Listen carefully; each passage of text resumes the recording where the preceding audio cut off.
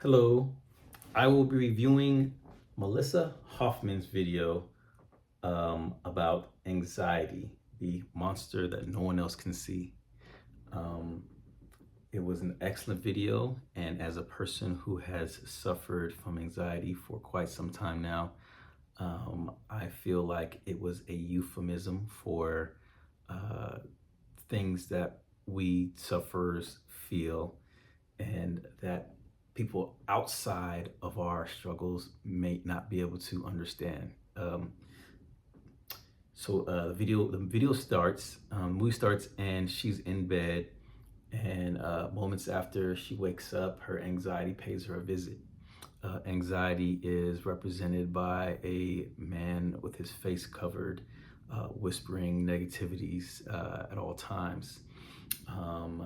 She There's a nice shot of her leaving from her bed, walking into the bathroom to start her daily routine. She gets a text message, and after reading the text message, anxiety shows his head and starts whispering more negative things to her. And there is a segue and a little reminder that she has a dinner that she needs to attend. While attending the dinner, um, her friends and family are congratulating her on her recent successes. And when they start to ask her questions at the back of the room, she sees anxiety. And he starts out far and distant. And as they continue to ask him her questions, he's close and he's sitting on her shoulder.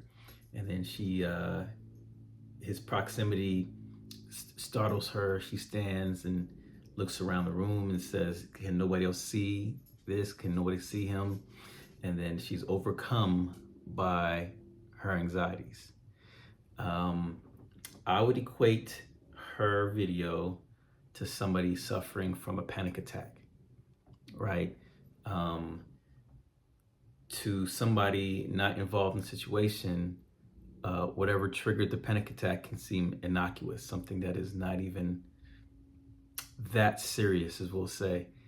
But to the person experiencing it, and sometimes it's due to past traumas, sometimes it's due to current fears, but the person experiencing it seems crushing.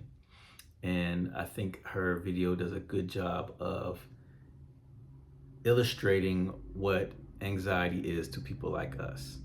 Now, might be far off or might be far reaching, but from what I can see, there's a transition from the bedroom to the bathroom where the camera's kind of free floating, kind of turning left and right. I like that shot. Um, didn't like I think exposition would have been better than the text. I think if there was some kind of, she's on the phone talking to her friend and she's like, she explains what's going on as opposed to the fade to black with the text on it that explain to you. I mean, they both accomplish the same thing and takes about the same amount of screen time. So I think it's a more artsy way to do the exact same thing would be to have her give exposition like over the phone or have somebody talk to her. Maybe she's flashback to a therapist. I don't know, whatever works. But I think the text it worked. It was straight to the point.